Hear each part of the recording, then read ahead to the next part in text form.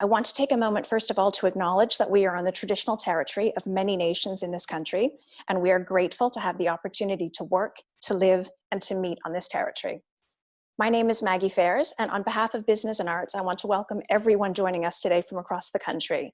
I think we have over 900 people joining us today, which is terrific, and certainly speaks to the importance of our topic, which is digital strategy for the arts. Today, we are thrilled to welcome the team from Nordicity for a discussion on how the arts can transform in a digital world.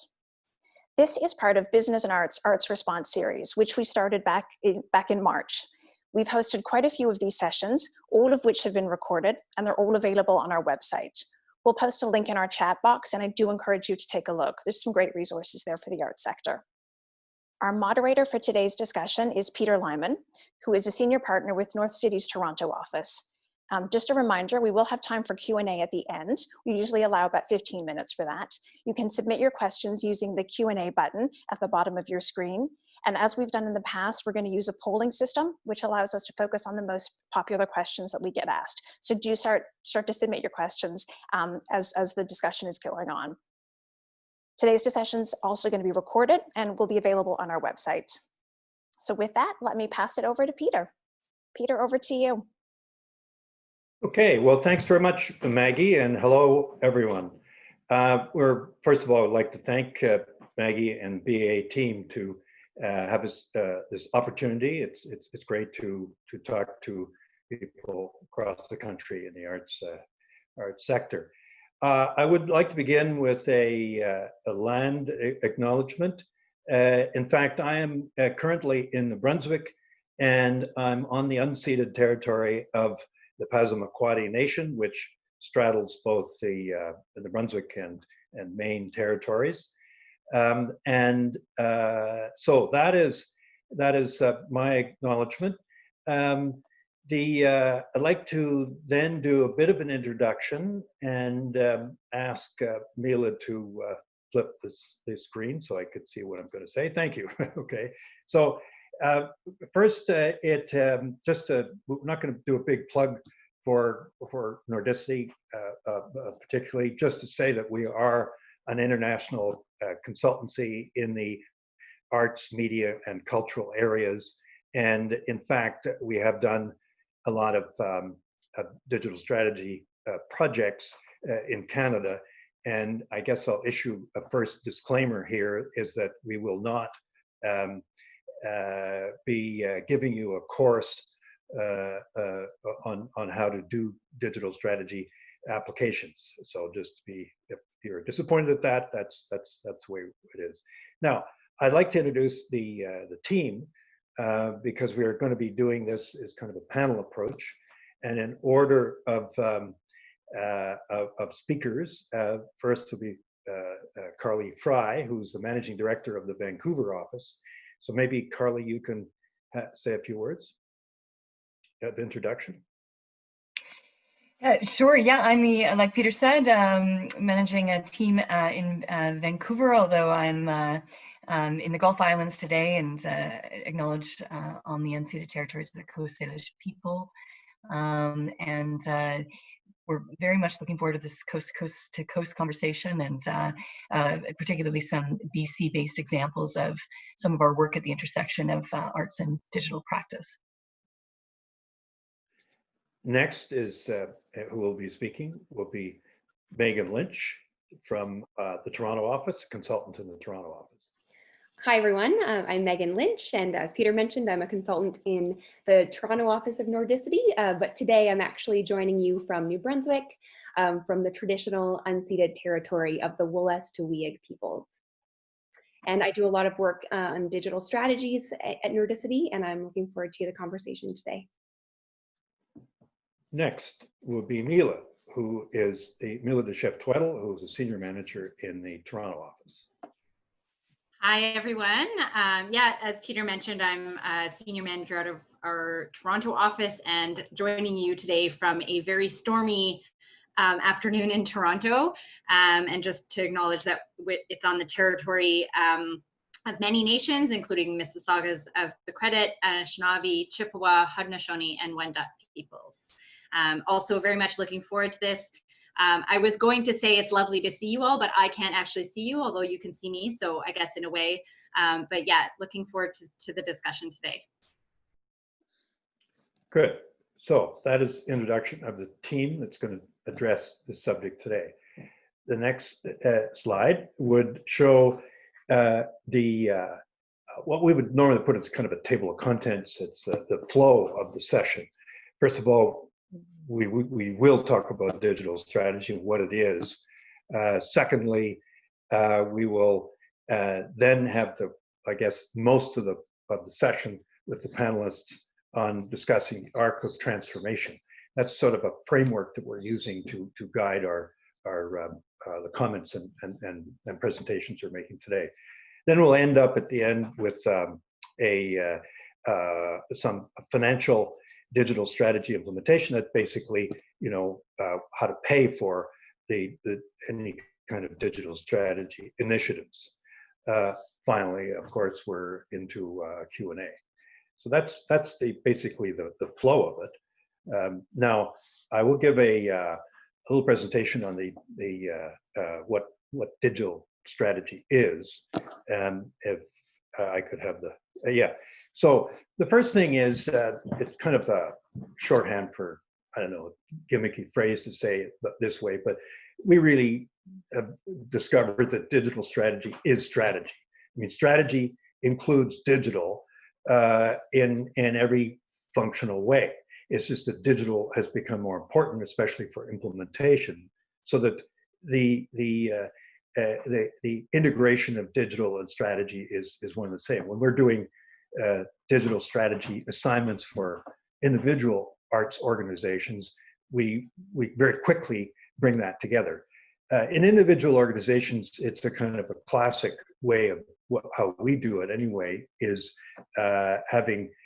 starting off with a mission statement, vision statement, going into goals, objectives, actions, and a roadmap to implementation over a time period, and with KPIs, performance measures built in to see whether you're meeting your targets. So that's, it's not that much more complicated than that, except that you do need to know a lot of what digital can do to help you lower barriers, enable more things to be done. So that's what how we look at digital strategy.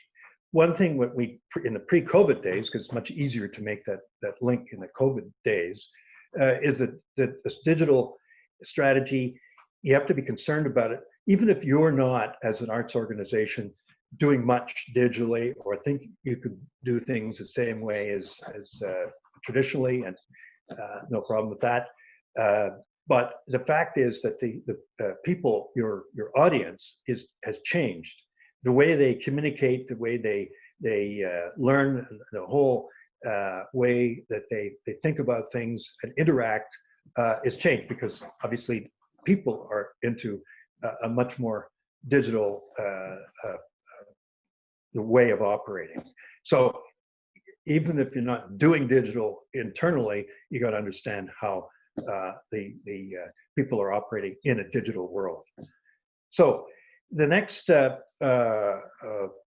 one thing I want to get across is kind of our framework, or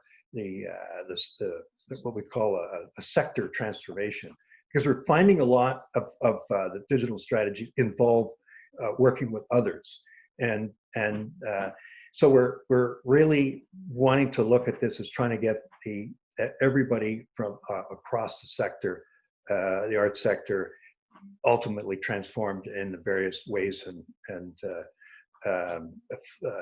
time frames that are appropriate to them. And that involves a kind of what we call an arc, which is a beginning and middle and an end sort of thing, which in the first part is laying the groundwork for building digital readiness. That's whether you're an organization or whether it's a region or some other formulation of interests. The second is addressing key barriers, and actually that sort of groundwork for building digital awareness is kind of a needs assessment as well. And once you identify the barriers, you got to address them. And then finally, once you're kind of up and running, reaping the benefits of collaboration through the sharing resources, sharing of learnings, and discovering new opportunities.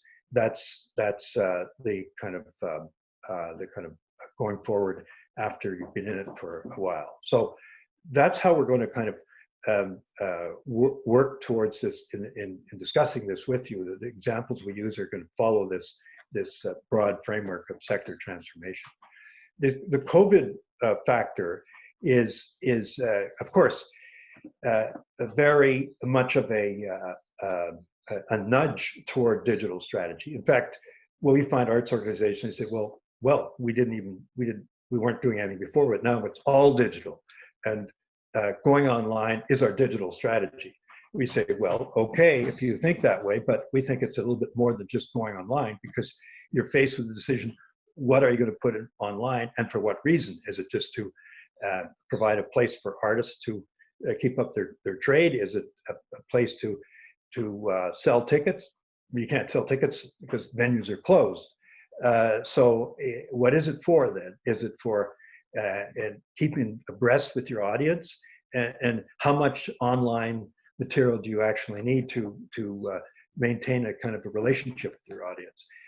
Then it's a question of, well, where do you stand globally, because everyone is doing this, and so your competition is just sort of multiplied. So how do you stand out? So you get into the whole discoverability part. So anyway, it's just to show that the COVID has sort of brought to the fore the fact that you have to actually have a strategy that is clearly digital. Now, I will now turn it over to the first of our panelists, which is my colleague from Vancouver, Carly Fry, and she will talk about the first part of the arc we're talking about, the readiness in a digital environment. So over to you, Carly.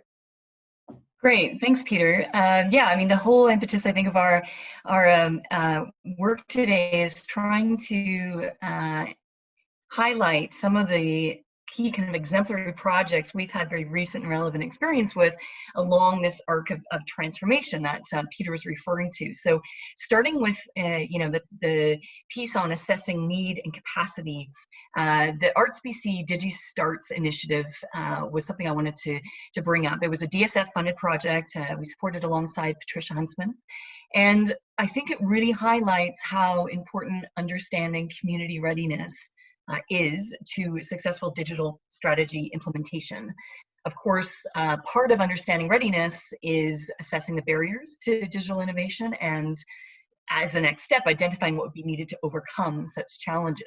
So DigistARTS was about, firstly, that needs assessment, taking a pulse check on the state of digital literacy across BC, across the membership and beyond of Arts BC, and secondly, knowledge dissemination, so developing materials and workshops aimed at supporting organizations to build their digital capacity.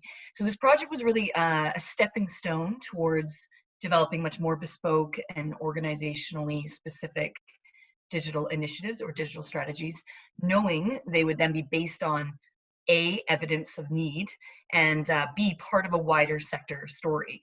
So our research framework comprised some key questions, and I wanted to highlight some of the findings here, as I think they may, still previous slide, may really resonate with several of you. So the first question, what change are we kind of ready for, and what are we not ready for? So through our primary data collection, it came out that most organizations were not ready for a comprehensive digital strategy. And I know many of you on the call today are probably faced with the same stresses. You may be ready to learn about all sorts of different digital tools and how they can help with planning, but there, for various, array of reasons I'll get to in a minute, a comprehensive digital strategy is feeling a little bit too much of a burden at the moment. And to this end, we ended up compiling a resource guide. It's still publicly available, including all sorts of kind of free to low cost tools, everything from ticketing and CRM software to off the shelf digital tools to kind of free trainings, free search engine optimization tools, and so on. So it's really incredible how much stuff is readily there, but potentially not on your radar or your organization's radar. And interestingly, it also became apparent that even where arts organizations are using digital tools, many staff members didn't really know why they were doing it. You know, they were doing it because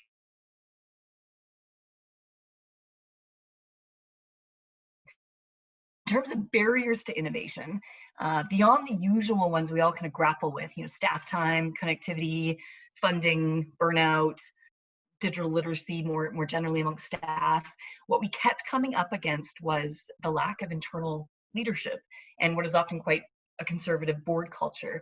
And I think, you know, the tide has been turning ever since this project certainly closed last year, and likely indicated by their, you know, being over 600 of us on this call today. But it points to the, you know, the quote that I included here from one of the DigistARTS stakeholders, you know, digital culture can't be delegated. Leadership is so critical. So the resounding needs in terms of that third question here were really more about identifying digital champions, creating awareness within the organization on the benefits of transformation, trying to foster inclusivity in those key kind of next steps, you know, so that folks really get it and want to be a part of it, ensuring buy-in from the board, obviously. And if a broader strategy was too far, a bridge too far, understanding what kind of zero to low cost external resources are sitting there waiting for the taking was also really key.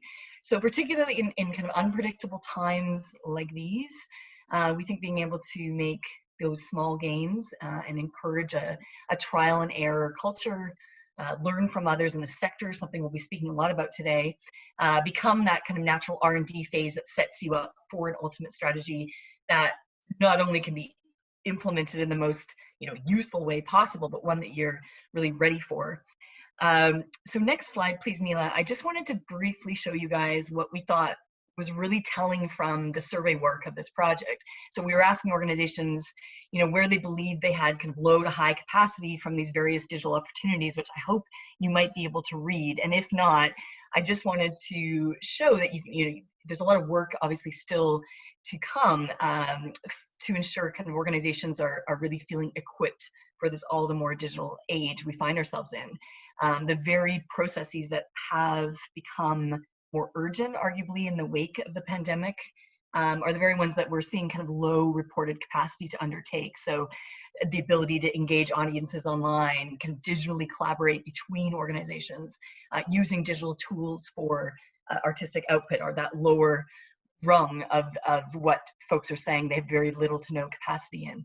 So one thing I'll leave you with here is that as part of this knowledge sharing and co-learning process, ArtsBC did launch a kind of insights team to help support members in their ongoing digital transformations. And now, because of the increased importance being placed on digital since the pandemic, this is now kind of evolving into a virtual residency around innovation and digitization that's likely to start in the fall. So just kind of an interesting one to watch, and kind of exemplary of the life after such a consultation phase of digital strategy work. So I will now pass it back to our esteemed moderator, Peter. Thanks, Carly. So now next is Megan, who's going to talk about the sort of the second stage of the arc, where we discuss overcoming barriers through a particular project in Toronto, which she is the project manager for. Thanks, Peter. Hi, everyone. So just building on some of the points that Carly made around these barriers to success, I'm going to use this project that we are doing with the National Ballet as sort of a case study for some sharing some key learnings about how you can overcome some of these barriers. So Digital Reach is an ongoing project. It's funded by the DSF and led by the National Ballet, as I mentioned. And it brings 12 organizations together from across Toronto, varying sizes, arts disciplines. We have museums, music organizations, dance, theater. The aim of this project is to explore how online content can be used to reach new audiences and also how to engage existing audiences in new ways. So this project has been exploring content in two ways. We call this short and long form or small and big content. This project concept was born from an earlier DSF project in Toronto called the Toronto Arts for Tomorrow initiative, which Peter will actually speak to a little bit more in a bit. But from that project, it came out that there was a real need and desire for organizations to understand a bit more about capturing and activating online content. And now, obviously, in the context of the pandemic, online content is becoming not only a desire, but it's a necessity. Next slide, please, Mila. So through the Digital Reach project process, we identified some key barriers to success. And over the next couple of minutes, I'm just going to offer a few sort of practical tips or strategies on how these barriers might be overcome for organizations of various sizes. So these barriers, I'm sure, will come as no surprise, but time and resources, cost, and discoverability of content. I also did want to note that certainly rights is a huge piece of digital content, but we are now in the Digital Reach project are just beginning research on the rights aspect of that. So stay tuned for future learnings on that barrier to success. If you could change the slide again, Mila. So speaking to this first barrier of overcoming kind of this resource time barrier. So when developing content, it's important to first think about who you're developing the content for. So think about the end user, the viewer, the length, the platform, the type of content. This will all shift depending on who that end user is. So content can be short little bites for people on the go, those who are skimming during a break, all the way up to full-length productions on YouTube, streaming services, for people who have more dedicated time to sit down and watch something. So content, it's not a one-size-fits-all. It should be adapted specifically for the platform that it's going to be shared on. As you can see in this graphic on the slide here, which was developed from conversations that we've been having as part of this Digital Reach project with a partner of ours, Chocolate Films, that Twitter videos, they're best when they're kept really short, very visual, message driven. Facebook, they can be a little bit longer, but they should be eye-catching. They have to stop people as they're scrolling through on their phone. So while it may seem that it's more time consuming to make content for multiple different platforms, in fact, by first considering the ideal content for each platform, it will actually help that content to reach the audiences that you want it to reach. So Facebook users, for example, they tend to skew a little bit older versus Instagram users, which tend to skew younger. So making your time and investment much more valuable. Additionally, much of this sort of content, small or short form content, can be adapted from the same source. So a longer captured content can be cut up into smaller clips, for example. Moving on to barrier number 2, cost. As part of Digital Reach, we worked with a firm called Symmetrica to develop a technical white paper on how to capture content, which we will share following this presentation. So this includes the steps involved, key questions to ask, the necessary equipment. It's all outlined in this report. And this research shows that capturing content, it's not as cost prohibitive as it perhaps once was. There's a range of cameras at different costs, from iPhones, DSLR cameras. You can find something to suit every need. Depending on the platform that you plan to ultimately put the content on, a high quality camera, it might not even be required, for example, if you're putting something on social media. Next slide. Oh, no, this is perfect. Thanks, Mila. And finally, the last barrier I'm going to speak to, it's about discoverability. So there's so much content online. How do people discover your content once you've actually put it there? Obviously, having search engine optimization is really, really critical, but strategic partnerships is also really important. Certainly, YouTube, Vimeo, these are great ways to easily put content online for many organizations, but if your organization is able to record full performances, then there's also ways to increase the reach by using different types of streaming platforms that may already have a built-in audience. In our research for digital reach, we identified 3 main models that organizations have gone to distribute their long-form content, as you can see in the image on this slide here. So you could create your own platform, embedding your content right on your website. Symphony Nova Scotia, for example, has done this really successfully, where they've streamed pre-recorded performances on their website since the shutdown. Or you could partner with a third-party platform to distribute your content.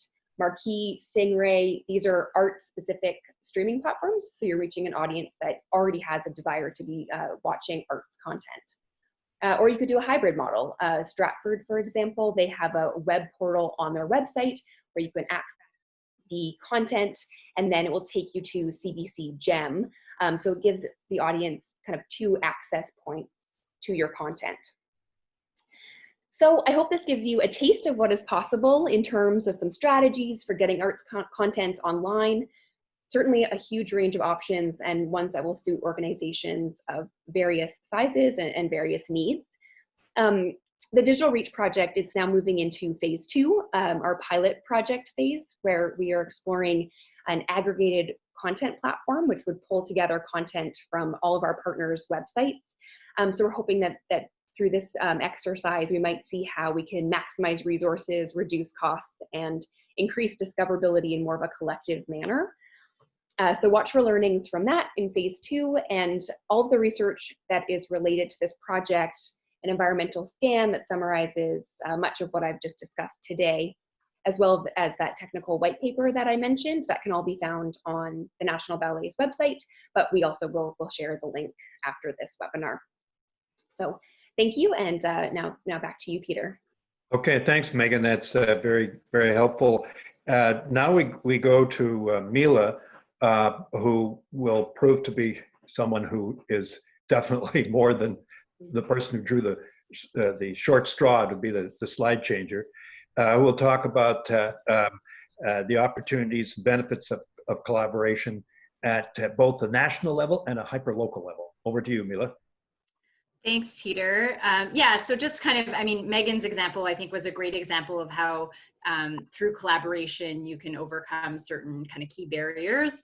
And I'm going to talk a little bit about another initiative that we have on, the initiative, affectionately known as TATI. The project basically brought together 6 arts organizations from across Canada. We had organizations in Fredericton, Toronto, Hamilton, Winnipeg, Vancouver, and there was a mix of performing arts organizations and art galleries among them.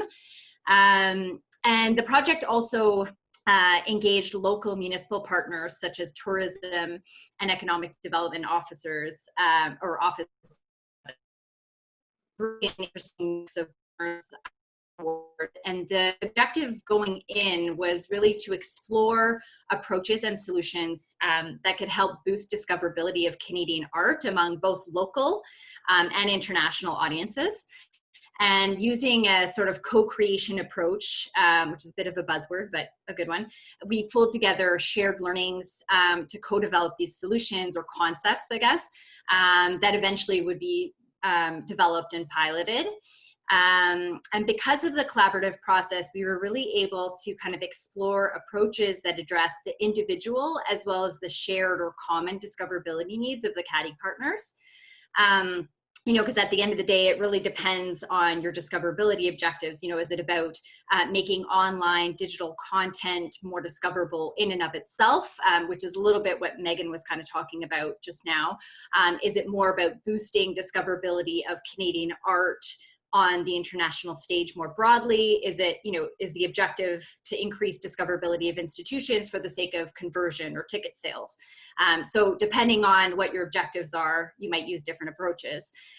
So the process also kind of resulted in this, in a bit of a collaboration of a different kind than you typically envision. So it obviously resulted in some of the typical key benefits that Peter listed. Certainly participants benefited from sharing knowledge, you know, rather than each of them going off and doing their own individual research and learning on their own. They were able to all share in the knowledge building that was happening and coming out of this collaborative process. And the participants also benefit greatly, we feel, from being able to sit down and talk to each other and discuss their individual organizational needs as a group, and then discover what those kind of key, common, and critical discoverability needs are that kind of reach across a wide variety of arts organizations across the country.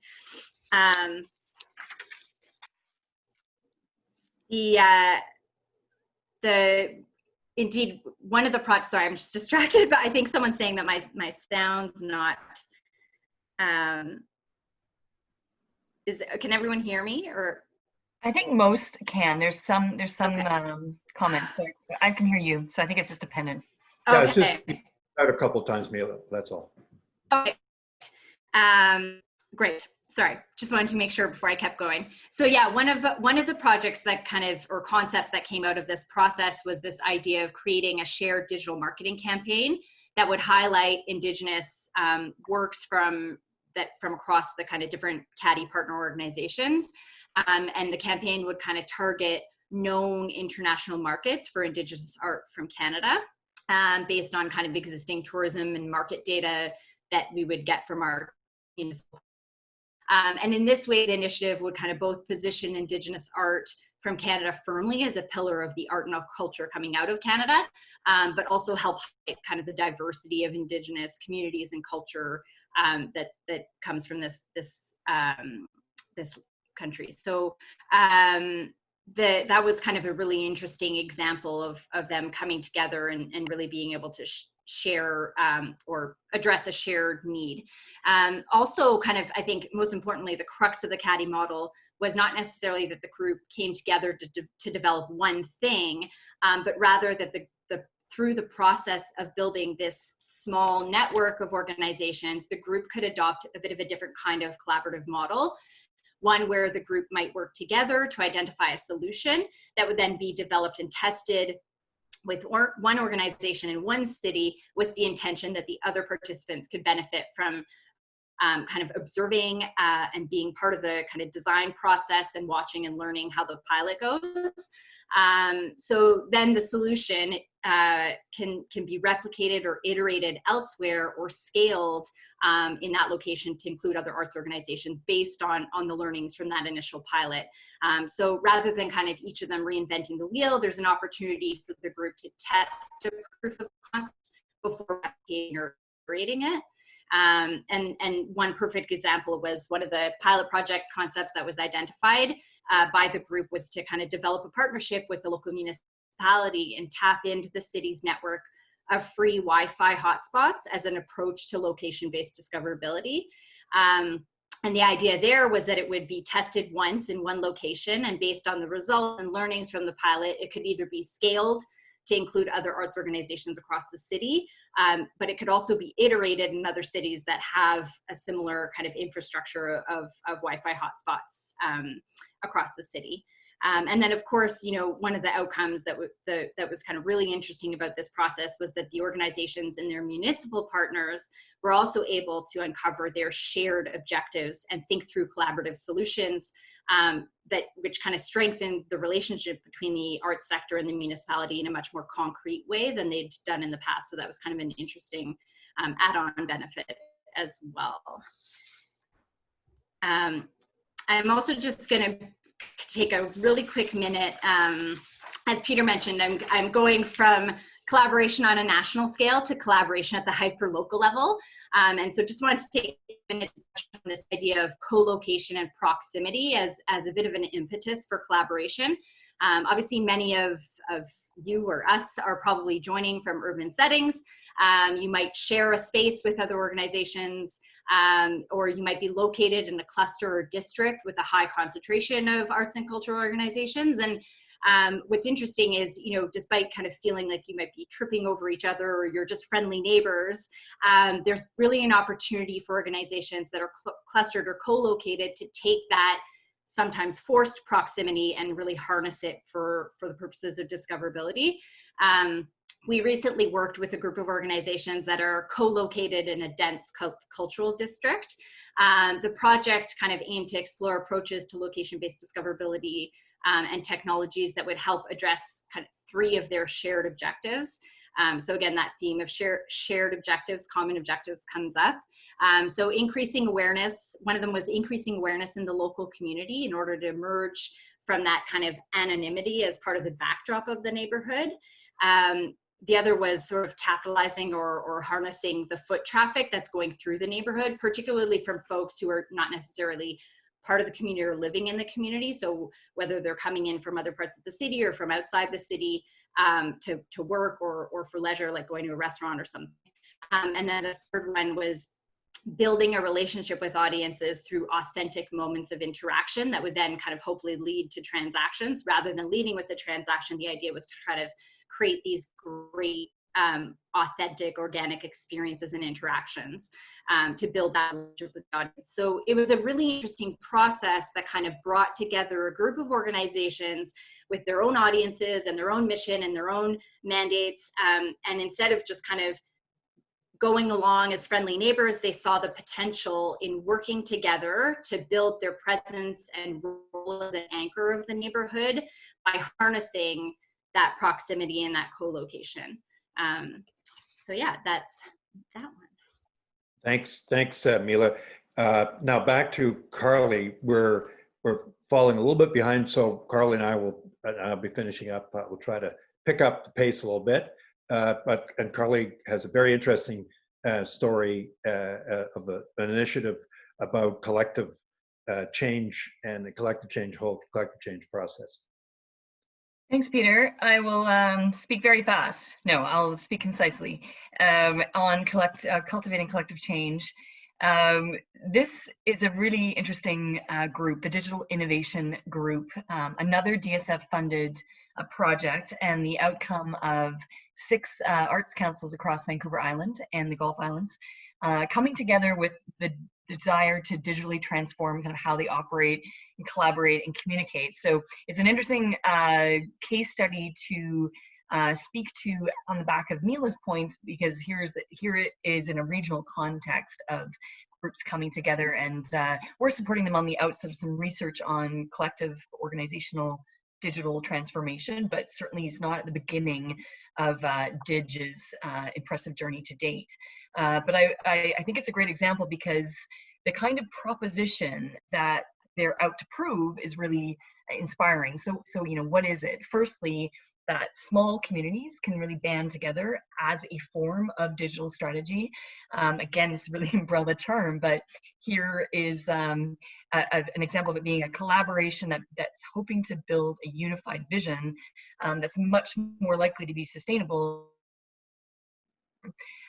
Secondly, that by undertaking kind of a deeper capacities audit, these arts councils and their related partners can be afforded the opportunity to learn from each other and really maximize the possibilities of the digital age. And again, this is on the following DigistARTS, not that the projects are related, but definitely picking up on some of those key findings from that project I spoke of earlier in the BC context. Thirdly, that, you know, through supporting partners at an organizational level, these groups can start embracing both aspirational technologies and really integrated practical digital platforms and tools with a kind of new confidence. You know, you're not just going at it alone. And at the same time, you're able to advance a much wider, more robust, kind of shared services-driven arts and culture community that's part of a bigger ecosystem, right? So finally, in what we've seen elsewhere, and I certainly expect in the case of Dig, is that these kinds of networks also end up becoming a kind of like neutral convener of new types of opportunities and networks of support, even outside of the usual suspects, even outside of arts and culture and heritage. And by that, I mean very related sectors such as tourism and education and technology. So all to say, this is an example of an approach to collaborative digital strategy that is aiming for gains far greater than the sum of its parts, far greater than what would have been achievable by one organization or one person, which would, you know, possibly never have had the capacity to go at it alone. As I'm sure many on this call can relate to, you know, some arts councils in rural or remote or smaller communities are often half a full-time employee, right? So once again, this is kind of leveraging the DSF in a really important way. I think it's iterative, it's multi-phased, and it's about finding leading strategies and solutions to what are quite common challenges around organizational change, or even the creation of cultural content and future social infrastructure needs of a given region. So another example from the West that is in the beginning of its research phase, but certainly one to watch. Sorry, DSF stands for the Digital Strategy Fund, the Canada Council of the Arts, which, to answer Devin's question right now, which has funded many of the projects spoken about today. Back to Peter. Thanks, Carly. We'll just go back to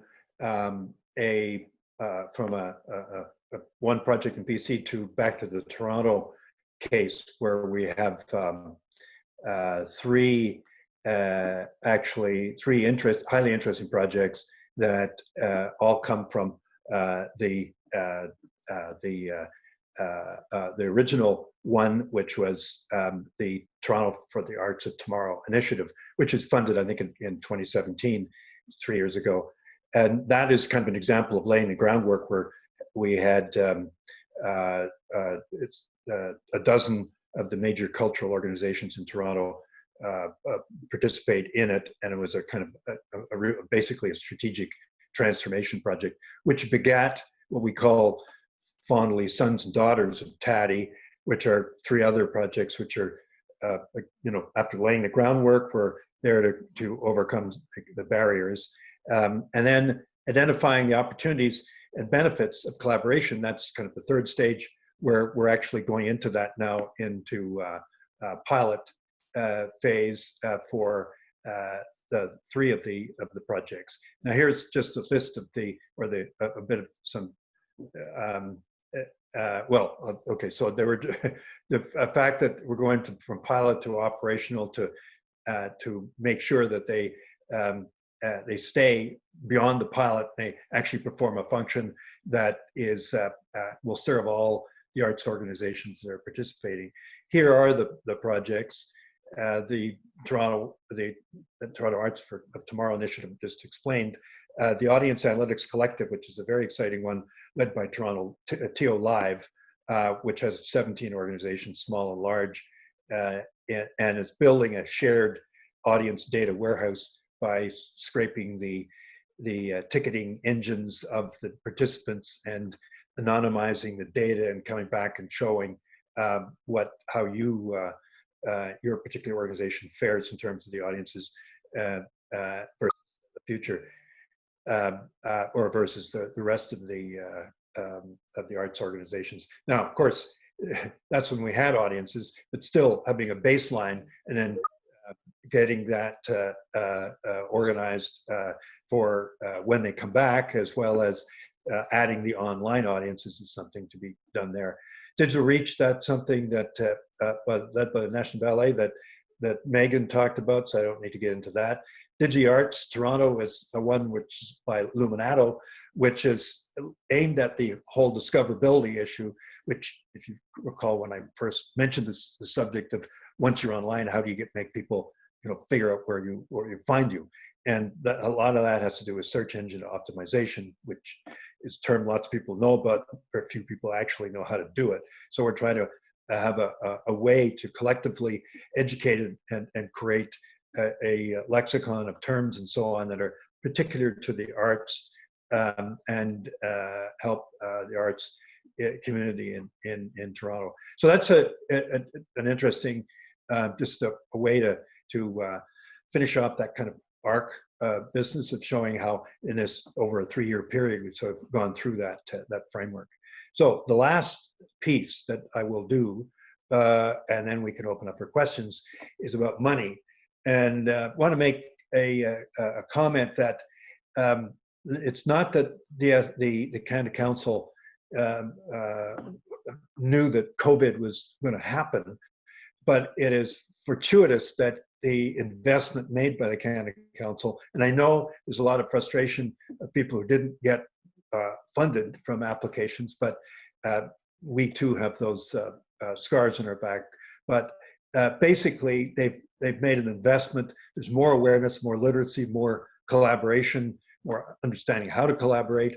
And one thing you could look towards next few years, even when that money runs out, is looking for how to replicate the successes that occur in one part of the country, and they're all over. There's some great projects in every corner of the country, which we've observed. And if they can be brought to bear and adapted to other parts, and that really is terrific.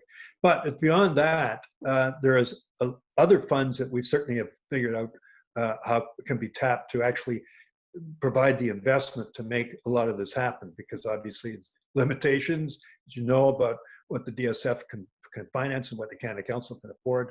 But between tourism, COVID recovery funds, skills development, facilities, and infrastructure funding, there's definitely potential there. One fund that I'd like to just mention is the Social Finance Fund, which is a $2 billion fund established by the federal government. I think they're paying a third, and private interests are paying 2/3. And yes, it's a loan fund, but extremely favorable terms. And it's not for getting started, but once you're up and running, let's say a cooperative to look at audience data, and you need to invest more, but can you actually by that time figured out some way of recovering that investment? That's where that would fit in. I think it's under-tapped by the arts community. And finally, of course, the business and private sector. There, we'd only say that when you put the digital package together and say that this is an organization that's going to transform by this method, it becomes a more attractive piece to contribute to as a donor. And also, what we haven't tapped that much, but we understand is something that should be looked at, is the relationship of wellness and arts, particularly in the situation we're in now. So my final comment is that the DSF may not be around forever, but we're into a long-term transition, and it's a pretty exciting time. So Maggie, over to you guys for Q&A. Great, thanks so much, Peter. We have a number of questions, and I know we've got a little bit of time, so we'll get through as many as we can. Let's start with this one, which is, this came in from a number of people, and it's, how do we bring along existing audience members or even board members who are not, who are digitally illiterate or perhaps even digitally phobic? Carly, I don't know if that's something you want to tackle based on the case studies and that you've presented, but I'll throw it out to anyone who wants to answer that question. Go ahead, Carly. Sure. I mean, I think that was like I said, resounding finding from our work, which was obviously a Western story, but it's reflective across the country and even globally. And I think, in terms of trying to find the positive out of a global pandemic, certainly there's been a forced pivot and need to lean in for even those that are the most digital phobic. I saw that on the chat as well. I love that term. I'm going to use it. And it's so often just about the awareness of value. So as we've been tracking this repositioning of the arts and the value placement on the need to get things online, to collaborate in new ways before a whole new type of business model for the production and consumption of art. I think a lot of naysayers are now waking up to, okay, we're obviously having to grapple with this, and we're seeing a lot of, I think, sustained work that that we'll continue to see post COVID in this new era. But I think part of the learning around certainly Dig and reflected in DigistARTS, what I spoke to already was, if you're one person, your team, you have no spare time to even look into these things. Talking to your neighbors, be it an urban center cluster of different arts organizations or a regional district, to try to team together and really distribute even an application to a fund and divide and conquer and try to identify some key champions within a consortium just makes a lighter load for everyone, and also wakes people up a little bit and takes notice of, if the neighbors are doing it, I better get on board. So there's a bit of that involved. I don't know if anyone else wants to add to that.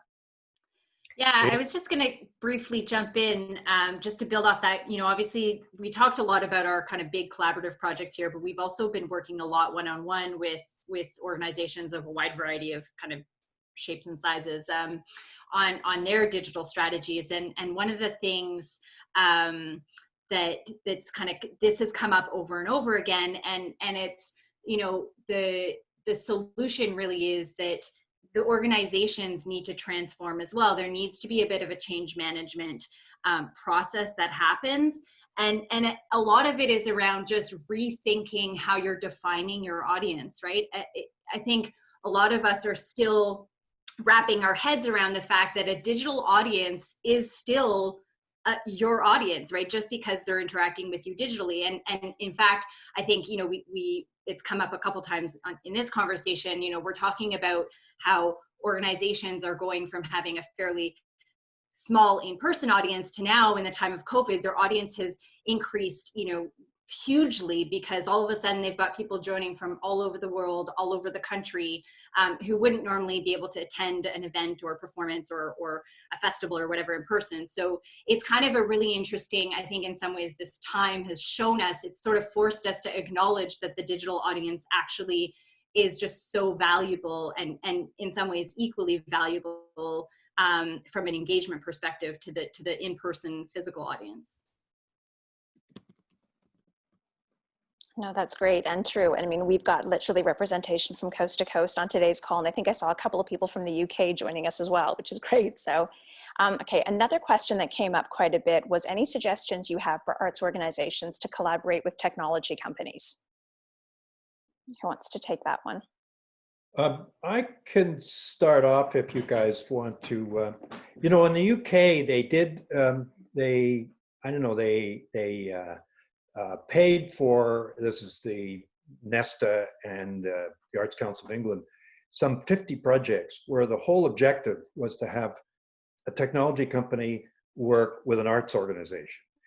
And it sort of worked, but you know, they did a lot of things that they didn't kind of continue with. But they found that at least people like arts organizations started to learn how to deal with the tech companies. And I don't know if that's what you mean, but it lowered the barrier a little bit for them to kind of continue to work in some other venue.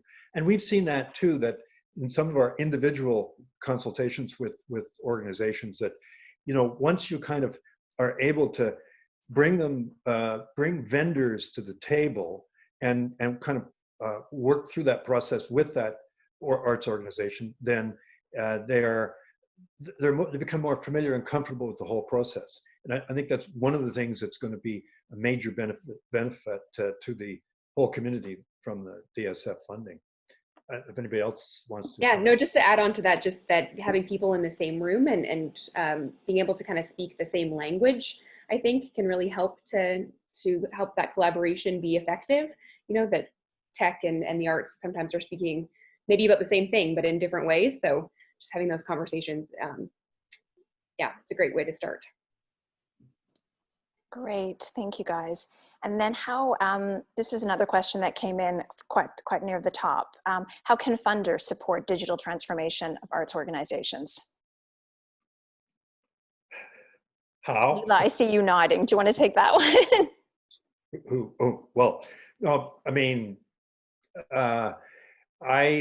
you know, for us, it's a question of where you are in the, you know, going from learning about what you should do, planning where you're going to go, and then investing and building the capacity. And so we can see where the Digital Strategy Fund ends, and then there is the what to do next. And I think what I was trying to point out very hardly, that, you know, when we're faced with decisions, we sort of figure out where the next round of funding will come from, and it doesn't necessarily come from the arts councils or the arts funders themselves. There are other funds that are more maybe even IT-ish or infrastructure oriented. In fact, Megan and I were on a call this morning learning about a major application going into the infrastructure fund by several organizations to set up basically a much better streaming capacity for them. And, you know, I didn't know that fund really kind of existed. So there are various funds that we've certainly been tapping. I think I'd like really somebody and we'll probably do it at some point, is get a lot more involved in the social finance way. But I'm not sure if that was, I mean, that question was asked before I gave that part of the presentation, so I don't want to just keep on going and duplicating what I just said. So. No, that's good. And then just, I think we have time for one more question, and it's a little bit of a follow-on from that. And this is around what the panel feels about different funding models for, for a digital strategy. So, paying artists and paying for content online. And I know this is a very interesting conversation. It's one we asked. We did a poll recently with Nanos Research, and one of the questions asked was, are people willing to pay for digital content? And there are quite a number of people, I forget the exact stat, but I believe it was 37% of Canadians said they were willing to pay for digital content, which is encouraging and great. And I'd love to hear your thoughts on that. Megan, I think you. Oh, I was just going to maybe say an example, actually, that I think that the kind of like live experience, there's potential around monetizing that. Because certainly you're right, there's lots of content that's available for free everywhere. But if it's something that you need to pay to have that at that moment, then that might be the way to do it.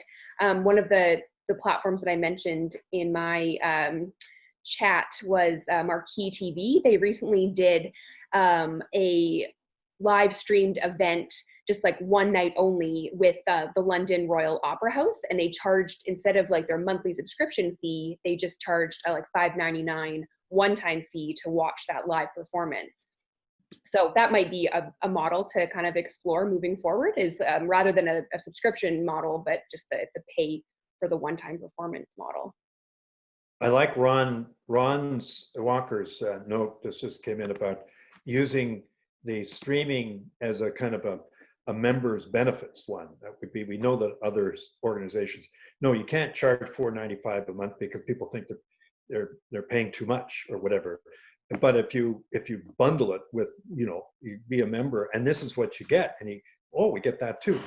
In fact, Marquee is an interesting example of they do high-end productions, but they're willing, and we've been carrying on dialogue with them, to work with Canadian groups who might, there might just be some barter arrangement where they wouldn't necessarily get paid, but that if they could use cleared properties and make that as a part of a trial, 6-month trial or whatever, for their service. There are some things like that to get going, and then to a point where you can actually figure out what your economic model is. Anyways, lots to talk about in that area, but there's no direct route that has been identified yet for anything consistently other than very high-end productions. Yeah. But as you say, lots more to discuss on that. We are at time right now, so I'm mindful of that. And I want to thank everyone for joining us today. As I mentioned at the beginning, this session has been recorded, so we'll post it on the Business and Arts website. And we do have many more resources there as well. So please do check them out. And they're there for everyone to enjoy and take advantage of. So thank you all for joining us today. And I wish you a good day. Bye, everyone.